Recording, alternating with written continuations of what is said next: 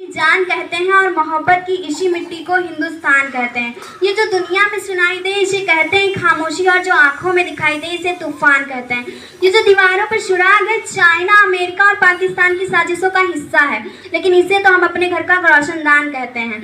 ये परम आदरणीय प्रधानाचार्य, प्रबंधक एवं सभा में उपस्थित समस्त लोग, मैं अंजलि वर्मा देश प्रेम और राष्ट्र निर्माण के उपलक्ष्य में अपने कुछ विचारों को आप लोगों के साथ साझा करना चाहूँगी। आज़ादी का सही मतलब वही समझ सकता है जिसने कभी गुलामी की हो।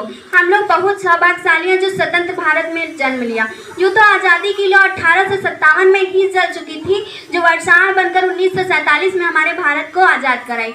प्राचीन, मध्यकालीन, वर्तमान तीन उदाहरणों से स्पष्ट करना चाहूंगी कि जब हम फिरंगियों के फेरे में फंसे थे तब रंगते बसंती चोला की एक आवाज पर टोलों के टोले उमड़ाते थे और उनके वंदे मातरम के नारों से खून में 5-5 डिग्री का तूफान अंग्रेजी शासकों की जड़ों में तूफान ला देता था। लोग मर जाते थे, मिट जाते थे, फांसी पर भी चढ़ जाते थे ना, तो वो भी अपनी देशभक्ति साबित कर रहे होते थे, क्योंकि उस दौर की देशभक्ति की कसौटी थी। उसके बाद 62, 65 और 71 में हुए युद्धों में अपना सुहाग गंवा देने वाली नारी कि घर के ये हालात हो जाया करते थे। प्यार भी भरपूर गया, मांग का सिंदूर गया, नन्हे नौनिहालों की लंगोटियां चली गईं, छोटी छोटी बेटियों की चोटियां चली गईं, बाप की कमाई गई, भाई की पढ़ाई गई, ऐसा एक विस्फोट हुआ कि पता ही चला नहीं पूरे जिस्म की बोटियां चली गईं।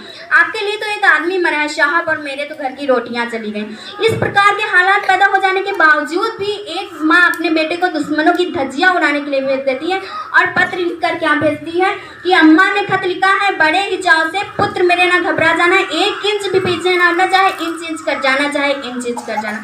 इस प्रकार पूरा परिवार अपनी देशभक्ति साबित कर रहा होता है। तब देश बलिदान मांगता था, तब देश मर जाने को, मिट जाने को, फांसी चढ़ जाने को कहता था, किंतु आज देश बलिदान नहीं मांगता, आज देश मर जाने को, मिट जाने को, फांसी चढ़ जाने को नहीं कहता।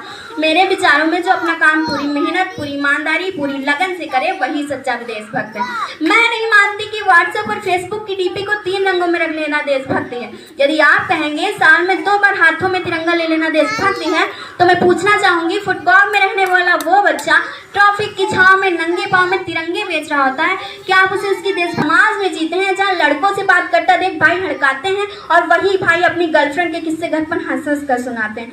हम ना एक ऐसे समाज में जीते हैं जहाँ पत्थर की मूरत को लगते हैं 56 भोग और भूखे नंगे तड़पते सो जाते हैं लोग। गरीब को गरीब, मजदूर को मजदूर समझिए, मजबूर नहीं। गरीब को काम दीजिए, दान नहीं। यदि दान देने के इच्छुक हैं तो जीते जी रक्त दान दीजिए और मरने के बाद अंग दान देकर किसी मरते को जीवन दान दीजिए। यही सच्ची देशभक्ति और यही सच्चा राष्ट्र प्रेम है। न सरकार मेरी है, न रब मेरा है, और ना ही ये बड़ा सा नाम मेरा है। मुझे तो बस इतनी सी बात का गुरूर है, मैं भारत की हूँ और यह भारत मेरा है। परंतु एक वैचारिक बीमारी